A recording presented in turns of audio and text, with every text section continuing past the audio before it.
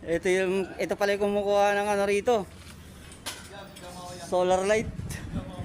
Ito pa, isa pa oh. Masipag naman niya ito. Tapos na yung oras, itatrabaho pa oh. Ano to ah? Masipag to ah. Parang kilala ko to ah. Ito. Ano, nangunguha ng mga solar light. Wala, nakapasok ka dito? Paano nakapasok ka dito? Guard! May bago na yan. Sa second floor na. Pa third floor na kami.